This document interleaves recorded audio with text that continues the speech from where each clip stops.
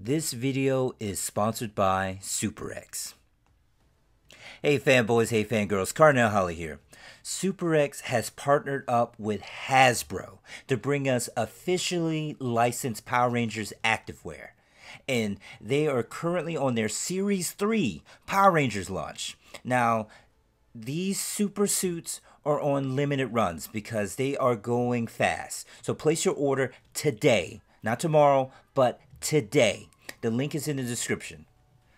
But don't forget to use my discount code Carnell to save on your purchase. There's probably 10,000, prospective actors that showed up to audition for, I don't know if it was just my role or if that was for each of the original 5 roles. I know there was 10,000 people. How it was divided, I have no idea. But it was intense. And the very first questions they asked me were, did I know martial arts? They didn't ask me if I could act. Thank God, because I didn't know a thing about acting, any more than, we were all a child at some point, and you ran around pretending you were somebody, in the backyard. Everybody's okay, all right. Everybody's had sticks doing sword fights at some point, whether you were the princess, the villain, or the good guy. Somebody's been a part of it, So that was all I knew about acting. And the first audition for me was literally, do you know martial arts?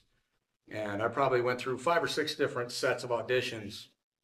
And 4th or 5th audition, somewhere in that dog pile of callbacks, they ended up putting me in with what in my mind is arguably one of the best fight choreographers in Hollywood at the time. His name was Yamashita Tadashi.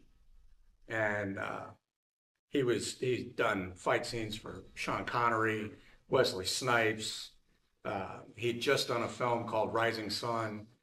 He was a big dog, and he was an 8th degree black belt in a style called Wateroo. So they paired me up with him. And I remember the director, Strath Hamilton, the director was like, hi man, do me a favor, can you spar with Austin and let us know if he's got what it takes? And I was like, holy crap. I'm getting ready to spar. The highest rank I had at the time was a 2nd dan in Taekwondo. And I was getting ready to go toe-to-toe with an 8th degree. I didn't know how many fingers or toes I was going to be missing, but I was sure I was going to be missing something when it was over. And I was intimidated, for sure. Excited and intimidated, because I'd never been face-to-face with somebody of that caliber in my time. And I've been in martial arts since I was 5. So this September, it will be 45 years I've been in and around the arts. And I've probably been through 23 different systems, and I do not have 23 black belts. But I'm hybrid. And I think really I was hybrid before it was popular. In the 90s, when Brazilian Jiu-Jitsu came out and hit big in the UFC, it became, they illustrated how a 180-pound man can take down a 240-pound man twice his size and strength with BJJ. So then a lot of fighters started branching out, and because they understood, if I'm going to stand here, we're going to go toe to toe. This isn't boxing. It's not, Mike Tyson and Holyfield or the greatest of all time, Muhammad Ali. It's not Sugar Ray Leonard. It's not those guys going face to face with set rules and they have to stay on their feet. BJJ changed the game significantly. And then the Machado brothers, they came out too and helped change the game. So I as a kid, before they hit big, BJJ was already happening in Brazil since the 1930s under the father of the system, Elio. And I knew nothing of it at the time. But because my dad was a Marine, we traveled the world, and I didn't have the ability to stay at one dojo for 25 years to become master or grandmaster of a system. So it was, for me, sometimes the longest stretch I might have was 2 years, 3 years in a system. And so my father was like, you can quit or you can learn what's available wherever we go. So that became my whole mindset. And I was only in one place long enough to pick up a few black belts as a child and in different systems because something else was available. And the more I cross-trained, the easier it was for me to go somewhere else and slip into another system and pick it up because I was so used to, oh, okay, Shinkido, Palbando, Taekwondo, Chungdukwan Taekwondo, I was never really big in my earlier years in Kung Fu, and it's still not one of my greatest, though I'm doing my very best right now with Pai Lam Tao, which is Master Pai's version of Parker style Kenpo, which is heavy in the Kung Fu world, and has Sanshi and energy sides, internal energy sides, not so the not so martial side of the arts in some aspects. So when you get into like Tai Chi, Qigong, and things like that. So um, I traveled and I'd been around so many different dojos and dojangs and studios and senseis and sifus and sabum and professors and all of the above. And that's kind of how I treat it. I'll study just about anything. Now when I teach, really, I treat martial arts today like a mechanic with a toolbox. You don't bring the same tools to work on like a Harley. You got to have both metric and standard tools to do anything on a Harley. If y'all know Harley, it makes me crazy. You couldn't just make it metric or standard. I mean, I get it's American, so standard, but why are we have pick one, man? Just pick one. But one day you got to have the tools to work on a Volvo. The next day you're working on a Mercedes. The next day you're working on a Honda. The day after that it's a Kawasaki. The day after that it could be a Harley. So if you can't reach into your toolbox and pull out the right tool for the job, then you're kind of you got a problem there. And I don't think any one martial art has all the tools for every fight. I think some are much stronger than others. I think some are have earned every bit of that. You know, some of them have been around millennia now. But I love to study and I train all the time. I don't run my mouth. I don't run my mouth. And I don't care what people think. You know, I do what I do. I do it because I believe it. My family believes in me. My family knows who I am. Both my extended and my wife and my children. And they know that I am what I teach. And that's how I live my life. And that is the number one example that is my concern. So when it comes to teaching, a lot of styles today in the world of martial arts they've had to change with the times. Carrying an insurance policy on a dojo today is ridiculous with the lawsuit world we live in. You sneeze wrong and somebody's going to sue you, you know. So to carry these policies in dojos, you know, a lot of the old school teachers have to be real careful about teaching some of the ways that I learned and some of the ways that many learned in generations before me. You know, you learn the hard way, and humility was served up fist first. And I've been humbled that way many times in my life. So, you know, but now I haven't looked in probably 8, 9 years. There's over 2,500 different systems of martial arts today. It is an ever-growing, just gargantuan set of knowledge. And it takes a lot of creative minds and some brilliant minds to come in and take, you know, you had Benny the Jet in the world of kickboxing, and you've had Ed Parker in the world of Kenpo, and you've had Master Pai in the world of Kenpo. Both came out of Hawaii and went to different coasts. And Master Pai added Kung Fu to and Sanshi to his Kenpo. And Parker took his Kenpo and trained Dave German. Dave German trained Ray Schneider. I trained under Ray Schneider. Ray Schneider took Kenpo, you know, all the stereotypical Kenpo, and added Newaza and the art of Taido. And Taido is the Japanese art of strangulation. It's literally 80 different strangulation holds, give or take.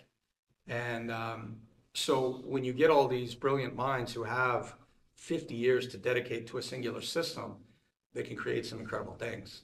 So while I would say I am hybrid and I have trained everywhere I can, I will never tell you I'm the best. I'll tell you I have enough confidence to roll with anybody.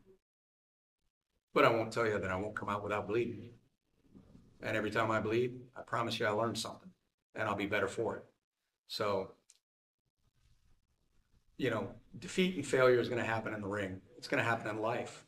And really what matters is how high you bounce when you hit the bottom. Everybody's going to hit the bottom. How high are you going to bounce once you've done that? That's what matters. And this is where legends of like the Legends of the Phoenix come from. You know, he rises from the ashes and becomes something new and great and mythic. So the same is true in life. And I think having a martial arts mindset, which could be defined in a million different directions by different senseis and senpais, and the list goes on, but just honor, respect, understanding knowledge, and really being able to pick and choose your fights. There's no sense in fighting a battle that can't be won. What's the point to throw resources at something like that? And especially as a young guy, you know, you get that, oh, I'm tough. You know, at 18, I was invincible. I was 6 foot tall and bulletproof at 5'9", right? But in my mind, you know, you and your 10 best friends, let's go. And more than a few times, I got put on my butt because there's 7.3 billion people on the earth, even after COVID. And for any one man or woman, and I know some incredible female martial artists, for anyone to say they're the best, you just haven't met your match yet. You might be amazing, but to say you're the best is the ultimate exercise in arrogance, I think. That's my opinion. So that's why you'll never see me online running my mouth. And I private, I teach the police forces. I've taught to paramilitary, military forces. And, you know, I tell everybody, come as you are. How you train is how you perform. Anyway, long story. You have a question, baby girl? How's it like being the Red Ranger? It's kind of cool. She said, how's it like being the Red Ranger? You like Power Rangers? What's your favorite thing about Power Rangers, darling? That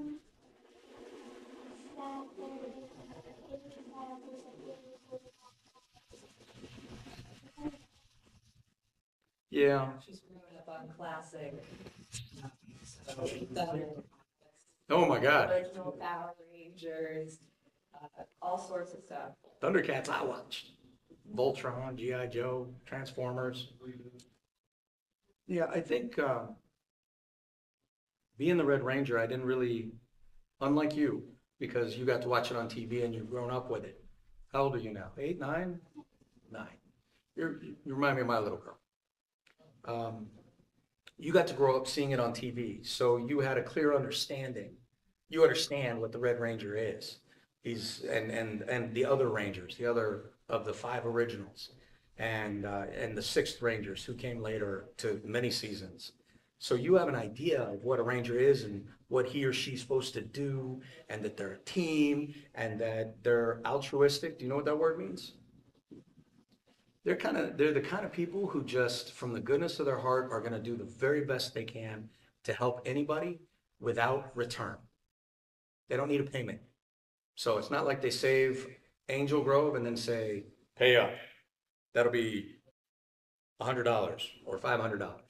But none of that's needed. They do it because of their belief and core values and what they think is good. And we didn't know any of that. I didn't get to grow up watching anything on Power Rangers. So I kind of had to create that and make this character. And do you know what I based the Red Ranger on? My mommy and daddy. My mommy in the 1970s, I know it sounds like really a long time ago, right? She was one of the first female police officers in the state of New Mexico. She was a leader. She was a woman who was blazing paths for females in the world of law enforcement, and she fought some heavy battles. And she was a very quiet woman, but she had an inner power and strength that was something to behold. You were in Taekwondo? Good for you. You ought to be learning how to use these. Every day you should train this and your spirit, your soul, every day without excuse. That takes discipline. Discipline means doing something you know is important, whether you like it or not, no matter how tough it is, just doing it. So the other person I made the Red Ranger after was my dad. He was a major in the Marine Corps. He was a officer and a gentleman, but he was a hard man, old-fashioned hard man, tough. here are the rules, here are the laws, this is what I expect. And he was a good man. And both my mom and dad were walk softly but carry a very big stick kind of people. They were the kind of people when you walked into the room, heads just turned. They were the kind of people who, when generals were in the room, the generals would be quiet and listen when they spoke.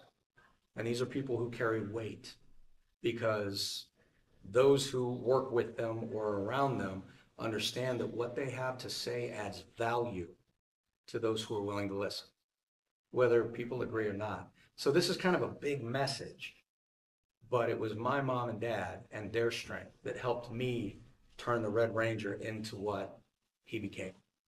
That was a really big question, even a bigger answer. Did you get it? Yeah, good question. Anybody else? Shoot.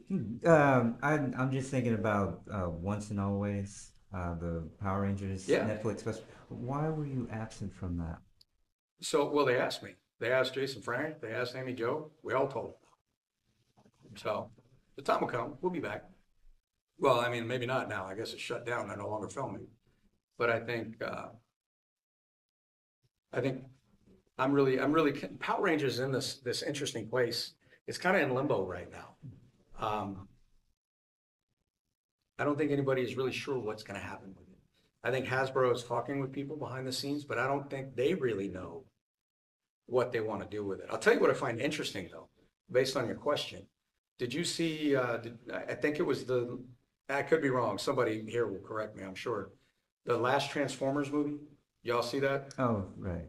There was a little boy who came in somewhere near the beginning of the movie wearing a Power Ranger shirt. Did y'all see that? Go back and check it out. I think it's in the first 15, 20 minutes. Now, Hasbro owns G.I. Joe, Power Rangers, and Transformers. Now, if you look at the Marvel verse and see all the crossovers they're doing, and you look at what's going on with DC, and now I look at Hasbro with those three titles, it kind of leaves me wondering, would that not be a cool crossover? Like, you got Snake Eyes as the villain, you've got some G.I. Joe, Cookie Monster, I love it. Hi. Somebody stole my cookies, so I'm a little late. Come on in, darling. Pull up a chair. Hello. What's your name? Sir. Cookie Monster. I can't believe it. Well, there you go. Hello. How many of you, I know you older folks have probably seen Sesame Street. Have you seen Sesame Street, darling? What's your name again? Oh my gosh. You and my daughter would get along great. Do you know who the Cookie Monster is?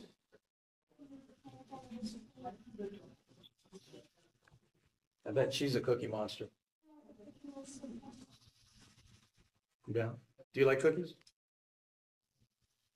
You two have stuff to talk about. Come by the photo booth. I'll give you some cookies. I'll share. She used to be a Girl Scout, so yes. Favorite cookies. What's your favorite cookie from the Girl Scouts? Tagalongs. Tagalong. Is that the chocolate with the peanut butter. I'm a Thin Mint guy. How about y'all? Samoas are pretty good too. Yeah. Thin Mint's got to be put in the freezer though. Amen. Got it. They must. Mm-hmm. Oh wow. You're taking it to new places there. Now you got me thinking about a shake. Yeah, they have. Seasoning, yeah. Wait, what? Yeah. You go to Sam's Club and there's a container that's thin mint powdered seasoning that you could put on like And ice then cream pretzels and stuff like at that. Costco. She is telling me terrible things. She's telling me terrible things. I thought I knew all the cookie stuff. Thin Mint coffee. Dunkin' Donuts, coffee drinks, there's s'mores and the Samoa drinks as well. There's a reason I don't go to Dunkin' Donuts. Wow, that sounds amazing. I interrupted. You were explaining something. I don't know what I was saying. Did I answer it? The shared universe. Oh, so I was thinking, could you imagine if Hasbro took Power Rangers, Transformers, and G.I. Joe and did their own smash up? So you got like Snake Eyes, whether he's a bad guy today or a good guy tomorrow, you know, the Red Ranger who could do anything. You make him rogue, make him a good guy, whatever. I mean, I'd hope that they'd make him a little darker. You know what I mean? Because I'm kind of tired of the cookie cutter Red Ranger. And then and then Transformers. I mean, could you imagine the Megazord next to Optimus Prime? How cool would that be? So in my head, anyway. But I don't know. I think there's a lot of possibility there. And I always wondered if that little boy in the Power Ranger shirt was meant to kind of throw that fish or throw that line in the water and see if anything would bite. So I don't know. That could be cool. Questions for her, for me? What's your name? Cookie Monster. That's. Okay. You knew me when I walked in? I'll stick with that then. As a member of the original cast of Power Rangers, was there like a eureka moment when you found out this is going to be a big thing? A global, I mean, there's millions of kids watching Fox Kids, that kind of thing. Was going into it, did you know it was going to be as big as it got? When we went to the original audition, the show was called Phantoms. It was an audition for 5 teenagers with attitude for a show called Phantoms. And then we got hired and the show turned into Dino Rangers. And then from Dino Rangers, it became Power Rangers. And we were told after we were hired that we were going to shoot the pilot episode and that if Fox liked the pilot, we were immediately going to go into 40 episodes, which is not common in the TV world. Whether you watch, pick a TV series you watch, Friends, Star Trek, pick one. A season is usually 13 episodes. For them to buy 40 episodes right up front, I still don't know another series that's done that. So after being told I was going to live in full-on body underwear, which is, it always reminds me of boxer briefs, just spandex from here to my ankles, and then this huge block helmet, and have to fight a lot of guys while I did it. I thought this is never going to get picked up because we hadn't seen anything like it. There was no live action on TV. I'd maybe things that kind of came and went and never stuck and were not successful. And I just thought this is, and the lines were, I mean, Power Rangers is rated G with extra cheese. That's what it is, in the words of Karen Ashley. So I didn't think it was going to get picked up. And when it did, we spent the first year shooting, 16-hour days were more than common, Monday through Friday. And then Saturday, I would go in and have to do ADR to voiceover fight footage. And then Sunday was my day off. And that was usually sleep and gym and the dojos or the gymnastics floors and stuff like that. So the whole first year, we filmed so much, we weren't out in the public. I was on set before the sun came up, and I left after the sun went down for the first year. They almost didn't want to give us a week off for Christmas. The owner, Haim Saban, his practice was Judaism, and he didn't really particularly care about the Christian holiday. And it was only after everyone was like, yo, we're tired. It's Christmas. Give us a week. We finally got a week in the first year. And just before that ended, I can remember the producer coming down. His name was Jonathan Zakura. And he was a retired colonel, Israeli army. Great guy, smart. He came down and Walter and I were on set. It was late. We were the only ones there. We're sitting in our film chairs waiting for them to set up one of the last shots of the day. I have my Red Ranger suit down around my waist because when you wear costumes, sometimes you're just like, I need to peel out of this for 5 seconds to breathe and feel human. And we were just sitting there and I was reading my lines and Walter was reading his lines and the director comes down, he's like, guys, and I'm doing a terrible Jewish accent, so don't slaughter me. And he's like, guys, I just want to let you know, Power Rangers has become the #1 show in the world. Good job. And he turned around and walked upstairs. That was it. And that's how we found out we were the #1 show in the world. And we still didn't know at that time that we were in 40 countries. We were being dubbed into 90 languages. And I guess we had somewhere hundreds of millions of viewers. So we had no clue. But it turned out to be something pretty big. Maybe not as big as Sesame Street, but kind of cool. Thoughts, anybody? Obviously, there's been so many different Power Ranger shows over the years. Like, Other than your own show, is there any other versions of Power Rangers shows that you find interesting?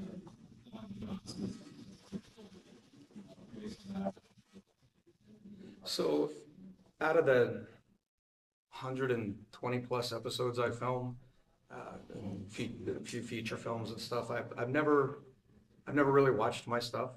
I live with this face every day. I don't want to see it on my TV too. Recently, I have a company called Fanward, and we bring on other actors and people that as we're building. And I just recently, with Walter Jones, who played Zach the Black Ranger, we brought on Jason Font, who was with Time Force. And it was at the request of the fans who were asking us to watch Time Force and share what we thought. So I've now watched 2 episodes of Time Force, and I think that was the one time in the Power Rangers verse where they kind of gave some weight, made it a little more adult.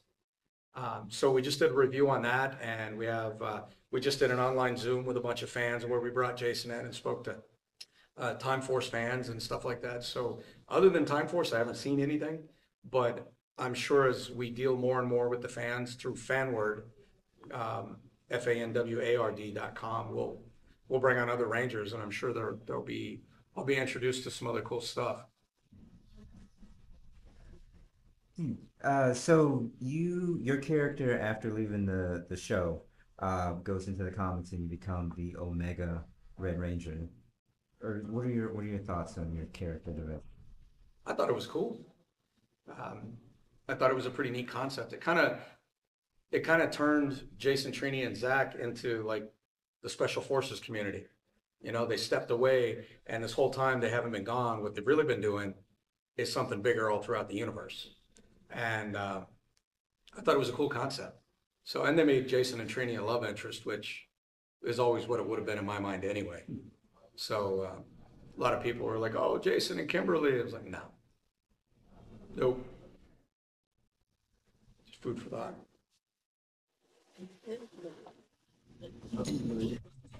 What was your favorite blooper in the original Power Rangers? Was it the car theme with you, Walter, David, Kimberly, where y'all were, what was it? Where David let them rip? You know what's going on.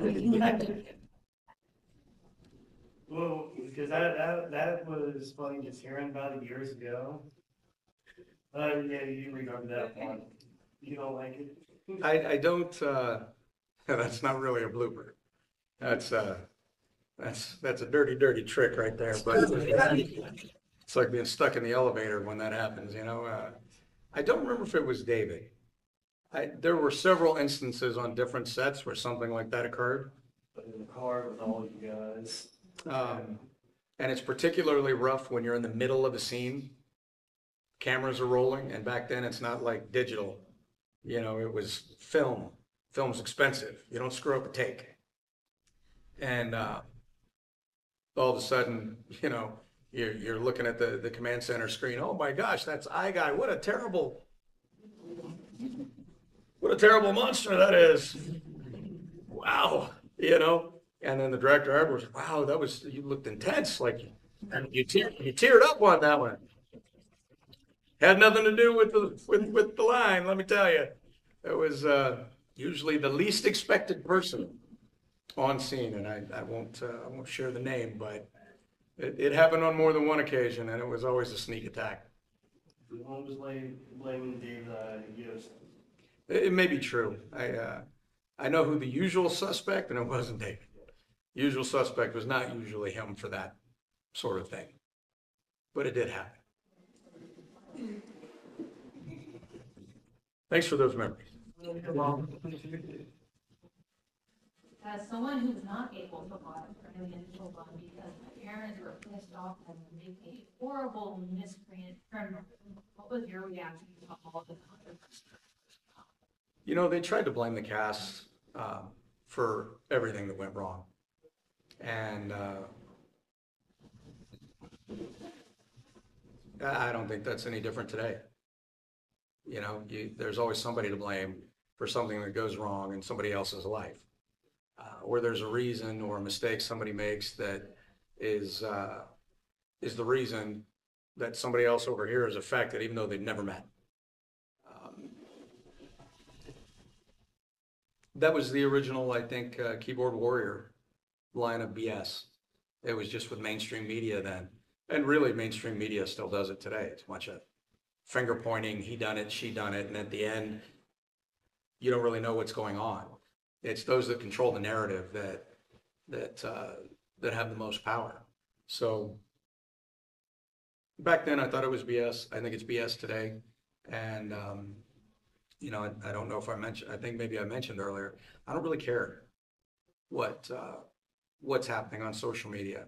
I don't really care what the latest BS tactic is in the news. I don't care who's pointing fingers at anybody else. I never have. And it's really simple. You know, if you want to bring slavery back, then let somebody make you angry. Because the second you let someone make you angry, they become your master. Period. 1,000 years ago or today. So when I see people being ridiculous online and talking like they're pros about things they don't have a full story on, and they haven't spoken to individuals involved, they don't have real details, really, I don't even read it. You know, I'm the master of this domain. I'm not going to let anybody else in. And, you know, I think that's in general, it's a good rule to have as a human. If you have people around you who are spewing negativity, righteous or not, they're not good for you. They're not good for your mindset. They're not good for your growth. They're not in any way an asset to you. Move on. Get rid of people like that in your life. So, I mean, I have people like that in my social media and they just get deleted. They're gone. I don't miss them. I don't think about them. They just disappear. And I have no qualms about getting rid of. If people want to have a conversation, if you want to have an informed debate, if you know what you're talking about and you want to sit down with me and we can discuss on some intellectual ability things that are going on like we did with Power Rangers, then I think we can do that. But if your idea or someone's idea is to sit down and just be mad or be angry, it's a waste of my time. There's nothing you're doing that's going to better my life. I'm not going to make time for you. And I'm sure not going to give you the most important real estate I own. So I think back then my mindset was, I don't know these people. These people don't know me. And here they are blaming actors for their children better about. You know, so I don't think any of the actors are responsible for children who maybe could have been given a little bit better discipline by mom and dad. My parents were hardcore with it. Your parents told you no. They had a belief, they didn't think it was right, so they kept you away from it. That's a solid decision if that's what they want to believe. And they acted on it. They believed it, they acted on it, and I think that's awesome. Other parents didn't feel that way. So it just, as long as you're acting on what you believe in, hopefully you're informed and not just what's floating around on the internet, because we all know everything on the internet is true, right? Then I think you're going to do okay. I just wouldn't put a lot of faith in it. I didn't then and I don't now. Kind of a roundabout answer. I hope that works.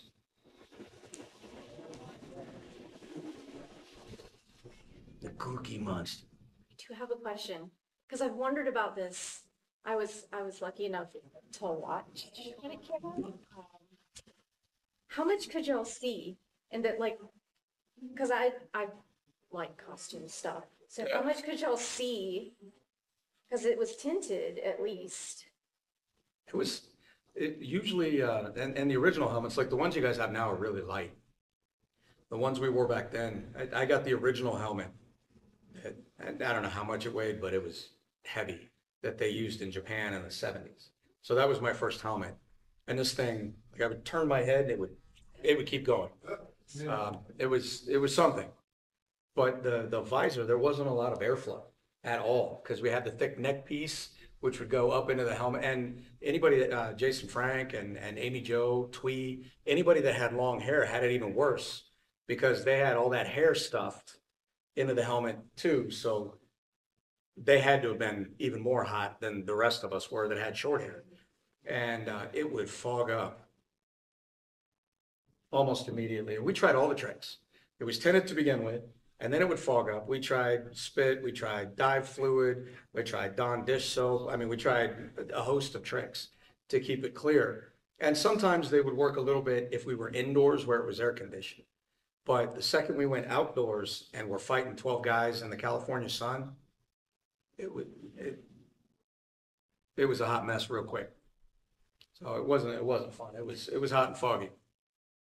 But thankfully, I never hurt anybody. Nobody hurt me. We did have some injuries, but wasn't a part of those. Thank goodness. Could have been worse. But costumes are always a party. And one of the other issues that I had, I won't speak for others, but I know there are others that felt this way.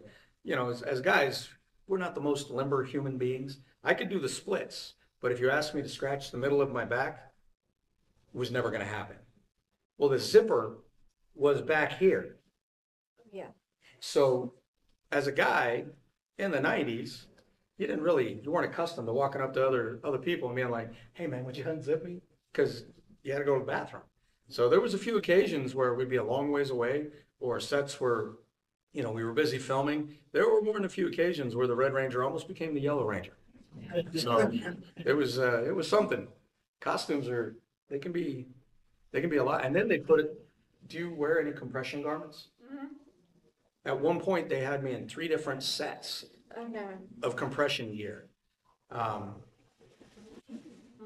they would put the ladies in some of them too, and use tape on some of the ladies, especially if we were somewhere cold indoors, because it was a children's show and there's just things they were trying to not have out there. And man, compression clothes, I can't imagine, you know, like I look at this right here and I think of the corsets like in the 1800s that women wore, and it's supposed to be beautiful, but hats off to them, man. That respect. I hurt looking at that. I'm like, can you breathe? Yes, and you put your shoes on before you put the corset on because I can't bend over. That makes sense. That makes sense. So next time I put a corset on, I'll know to put my shoes on first. Good to know. Good to know. Okay, so I know you said you haven't watched yourself because you live with your face, but what was your favorite episode to work on? Ooh. Wow, there's a lot. And every time I get asked this question, I come up maybe with different ones. I love the original unaired pilot. I just turned 18. I didn't know what it was to be a man. I was learning how to be a man. I was learning how to be an actor because I knew nothing about acting. I mean, nothing about acting.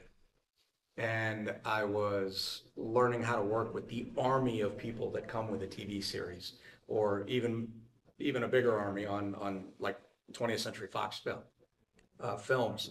So I think that was my first exposure. It was the eye popper. I'm walking in, oh, that's a director. That's a director of photography. That's the assistant director of photography. There's continuity lady. There's wardrobe. Who are these people constantly in my face? Wait, I'm a guy. Why do I have to wear makeup? Well, guys wear makeup in Hollywood. All of them. That's the job. And I was an 18-year-old boy who come out of high school. I played football and did martial arts. First time they came to me with makeup, I was like, what are you doing? Get out of my, what are you doing? You know, well, we're going to do your hair. I brushed my hair this morning, I'm fine. You know, no, I called it poofing. They'd have to come in and just poof you everywhere. And that was just, everything was a first time experience on so many levels. And I was trying to figure out how to be a man in the midst of all of it. And it was just wild for me. That will always be the biggest eye popper moment for me. Next to the only appearance we ever did as a group at Universal Studios. They put us on stage where Madonna Michael Jackson, Aerosmith, Guns N' Roses, Marvin Gaye, um, any of the big names you could think of, all performed on that stage. They put us on that stage. We filled that amphitheater up 4 or 5 times in a day, backed up the highway 8 miles into downtown LA, had the helicopters overhead doing news reports on it, broke Universal Studios attendance records. As far as I know to this day, that hasn't been done since. That would have been another wild, crazy, that was the only rock star moment that I think the others would probably agree with me that we had. Maybe they had others that I don't know about, but that was the rock star moment that I remember. And I was doing backflips off of a 20 or 30-foot platform onto hardwood floors, live stage, martial arts demos, and as were, you know, the other cast members had the stuff they did, and it was absolute insanity. Was it Montel Williams? One of the other famous guys brought his kids out there to come meet us, and I was like, wow, that's whoever it was. Maybe it wasn't Montel, but somebody famous at the time. Not Sigourney Weaver. She was beautiful, still is beautiful. Married to, who's the guy that did all the Die Hard movies? Bruce Willis. Demi Moore. Demi Moore. So their kids came out to set to meet us. And I was like, Bruce Willis? Like Demi Moore? Holy G.I. Jane. G.I. Jane's kids are here to say what's up. You know, I thought that was super cool. So we had some cool moments. There were a lot over the years. Maybe one day I've been asked to write a book many times. Maybe I'll do that thing. No, do it. Maybe I have. I've written a couple. I guess it's time I write another. We'll see. So one of my favorite things about the original Power Rangers is like when you see the monsters and everything, there's people dressed up, and it's not a whole lot of CGI. What are your thoughts now about how we've come to CGI? I feel like we've kind of lost some of the magic, which I mean, it's great. It's great special effects, but I do kind of miss the old ways of people having to really dress up and put more effort into things. Yeah, I mean, CGI has come a long way, a long, long way. I was just at another show somewhere in the world with Ian Nguyen. He was one of our stunt guys, incredible martial artist. Now he is a 7th degree black belt, and I think he has a studio in Connecticut. In fact, he gave me his number. We gotta chat. But he was one of the martial artists that I thought was hands down one of the best. I was just built like a brick house. So anytime I did an aerial technique, I went up and I came down like a meteor. You know what I mean? And when I get into the pool, I was the guy that was always sinking because I had no fat on my body. Ian was, I'm gonna guess, maybe he was $160. I was almost 200 pounds and just shredded. At $160, he would go up and he just stayed there. He defied gravity. So I tell you that because he was one of the guys, and there were many, who would have to zip up in these rubber monster suits. And I can remember, man, these guys, the stunt guys are the unsung heroes, I think, of every TV show that is an action show. And I have nothing but the ultimate respect for them because they take some beatings. They take some beatings. And their number one job is to make whoever the actor is in the scene look good. And so whether it's putting on rubber suits that have been worn by 50 stunt guys long before you, I mean, you talk about how it looks on TV, that's because you haven't been clean. Man, those suits, you couldn't clean them. I don't care what you sprayed them with. They were ripe. And these guys would get in them in the California sun and go out with, you know, pinhole vision sometimes, maybe less, and fight with us. And I can remember seeing them peel out of these suits and bringing them cold water. I'm like, hey, man, drink. And everybody's bringing them water because these guys, on the original on-air pilot, they put the putties. You remember the putties? So these guys were in 7mm wetsuits. Any divers here? 7mm is, like in California, you should dive in probably a 3mm, unless you're going to be out for a long time. But a 7mm wetsuit, these are super thick. And they were wearing rubber masks, which absolutely were not ventilated. We had a guy fall out from heat stroke on set. And the producer at the time was like, keep filming. I mean, it's no joke. So I have the ultimate respect for the guys who do that and for the original ways that it was done, at least in my time.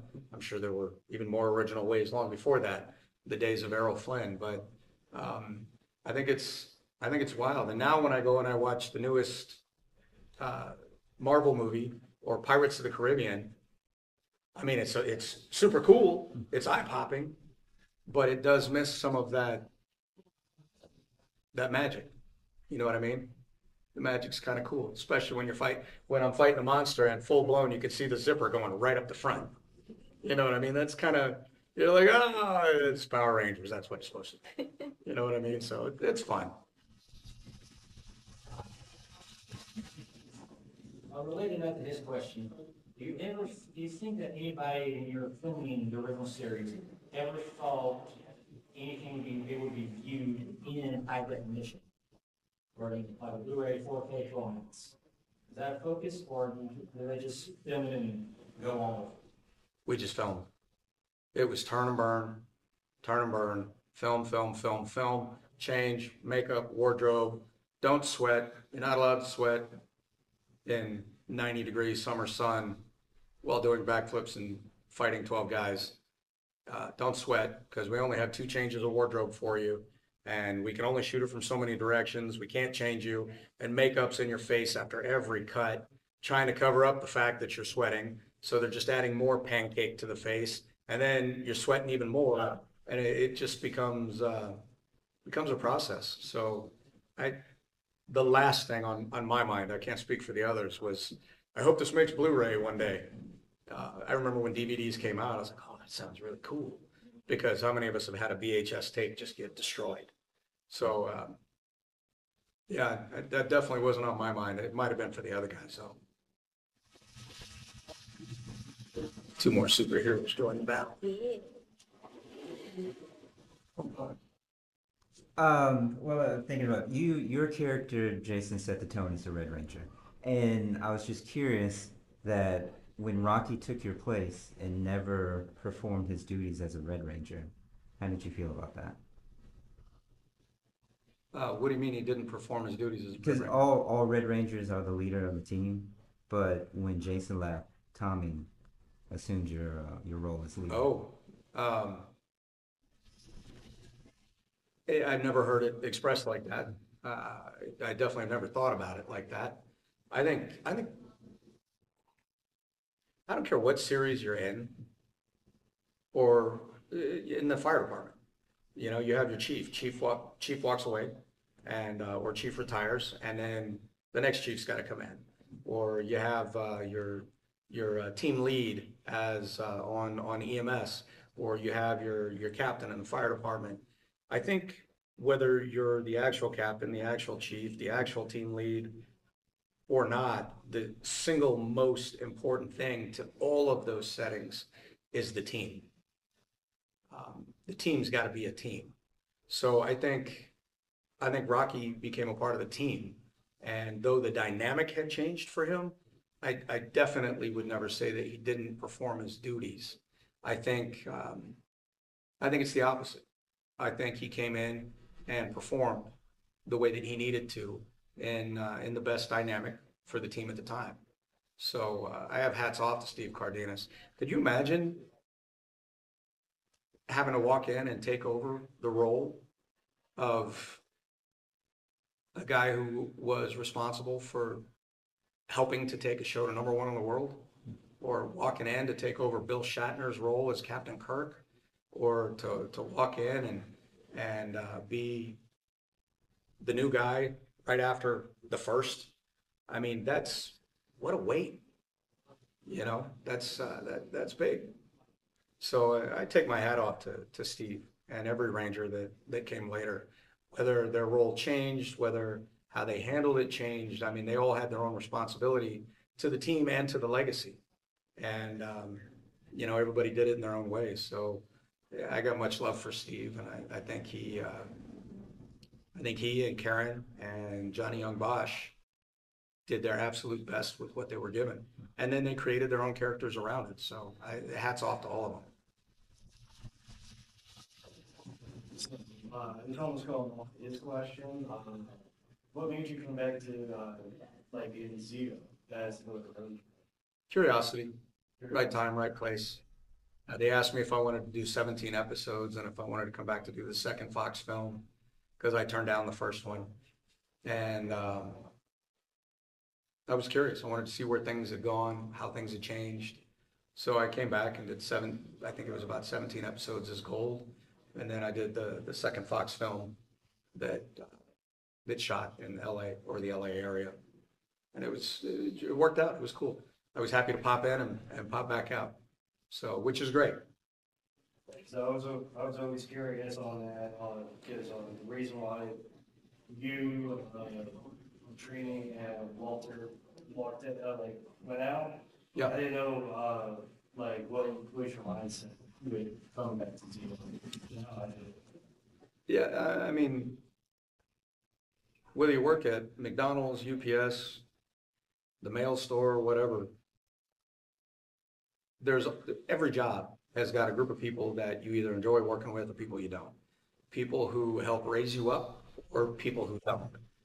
And that's just work. And you got to get over it.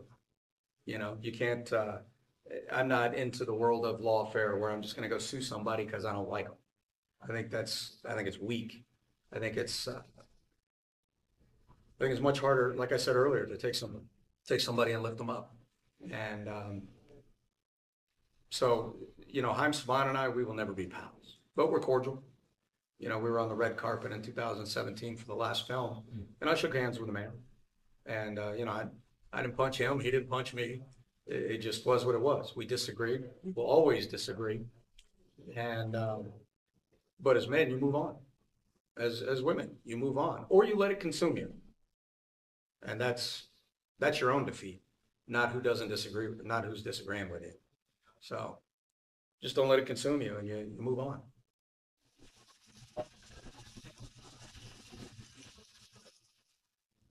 Your eyes are almost as big as the Cookie Monster. Well, how often, okay. I told her when I came in here, I was going to fangirl and all over you. So I have all these questions. Sure. Because, like, you're my childhood, even though we're about the same age. So, you said you knew nothing about acting. So what made you did you just, like some people say, oh, I just applied for, I got it just on a whim, or did you go into it going, I'm going to seriously do this? No, somebody bet me $20. I wouldn't be wasting my time if I went for an audition. I didn't know anything about acting. I was trying to expand my martial arts instruction and teaching at the time. And I met an acting coach. He came in to speak with me and was like, hey, I have an acting class full of actors. You should come take some classes. And I was like, I hate cameras. Don't want anything to do with it. Not interested. And he was like, you have a look. You should come do it. And he goes, and I've got hundreds of students. Maybe you could get some martial arts students out of it. To which I went, that's not a bad idea. So I went, and I think I took a few commercial acting classes. Funny enough, the first thing they taught me was you never wear red on camera. Because red makes your complexion look red, and they're like, cameras hate that. Man, were they wrong. So anyway, after a few classes, I picked up a few martial arts students. He came to me and he was like, hey, they're auditioning for 5 teenagers with attitude. You should go check it out. I was like, I don't have attitude. What are you talking about? You know, I literally was a teenager with attitude, but so he nagged me for weeks and I wouldn't go, wasn't interested. And he finally bet me $20. I wouldn't be wasting my time. At the time, gas was like 80, 90 cents a gallon. So that was a week's worth of gas, loaf of bread, some bologna. I was like, I'll take you $20. And I lost $20 and the rest is history. So that's kind of how that happened. I haven't answered that question in a while. It's pretty good. No, go. With any successful franchise, there's always all kinds of merchandise and collectibles and memorabilia. So I kind of have 2 questions. Do you have a memorabilia or merchandise that maybe you have from the original show that picked up over the years? And the second part of that is, what's the strangest piece of Power Rangers merchandise you've ever seen. Like it's their Power Rangers toenail clippers, just the weirdest kind of stuff. Okay, so in answer to the first question, I have one piece of merchandise that I got maybe a few years ago, and it was a sleeveless hoodie that I wore. Actually, one of the photos, I don't know if I have it on my table at this time. I may have run out, but it's me wearing an orange sleeveless hoodie in a morphing pose. And it found its way to me in like Midland, Texas, I think I was. Guy comes up, says, "Hey, I paid 150 bucks. I got this. Was this really yours?" 9 times out of 10, when people bring me stuff, my answer is unequivocally, no, that wasn't mine. Because I marked my stuff because there were stunt guys and other people, and I wanted to know what my gear was, and wardrobe needed to mark it so they knew what it was. And I was like, wait, because I didn't take anything when I left the set. Never took a piece. A lot of the other guys all have stuff. I never had a thing. So when he came to me and I discovered it was mine, I was like, you paid, what did he pay? It was 100 or 150. He paid 100. And I was like, you know what? I'll give you 150 for it right now. Because I don't have anything. I would love to have this. And I think I got out of it for 150 bucks. And that's the only piece I currently have from anything in Power Rangers that was actually mine on camera. As far as the second question, I always thought it was weird that they made Power Rangers underwear. And it was even more weird the first time somebody brought me some to sign. I was like, you know, it's these have been washed, right? I'm still gonna throw this pen away when we're done and wash my hands, but okay. And that was, I don't know. It's cool to be on toys. It's cool to be on bed sheets and all the stuff. But when I found out that the original 5 were on underwear, I was just like, I don't really know how I feel about that. A little awkward, you know?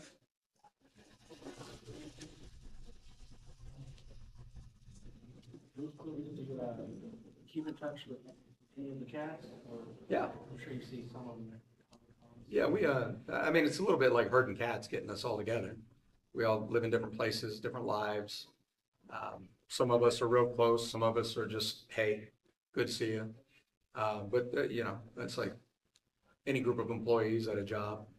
I think Amy's in Canada, Dave and Walter in LA, I'm in Texas, and that's it for the original cast. But Walter and I are still tight. We do work on fan work. I haven't seen Dave in a while, but you know, we all have each other's numbers.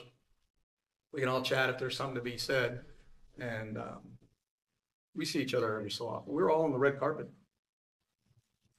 I think it was 2017. Is that when the last movie came out? Does that sound right? Mm-hmm. I think that's right. So we all saw each other then.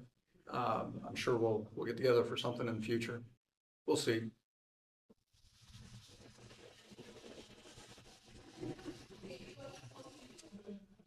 Sure.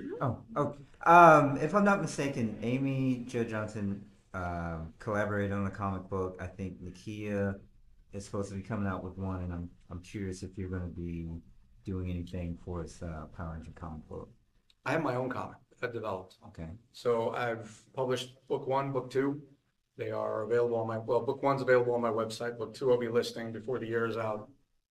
I just finished the writing process for book 3, and I'm going to do 60 books, and then I'm going to turn it into an animated series. I have some network contacts that I plan on taking it to, probably after I finish book 12. And essentially, it's the Lord of the Rings meets Mad Max. It's what happens to Jason 30 years after Power Rangers at the end of the world. And it's for the fans that grew up. It's dark. It's dark, gory, demons, druids, elves, cannibals, scavengers. It's a twisted world, and that's what it's meant to be. So it's pretty cool. And if you're a Ranger fan, if you know nothing about Rangers, you're going to enjoy it wholeheartedly. If you're a Rangers fan, you need to very carefully look at book 1, because there will be some things in there where you're like, I see what he did there. It's not overt. I'm not an owner of Power Rangers, so it is not Power Rangers. But it's what becomes of Jason after. And I think it's pretty cool. And I apparently have a lot of people that think it's cool too, or they're all lying to me. I don't know. I have a couple. I have book 1 and book 2 at the table, actually. If you're interested, I've got copies for $10.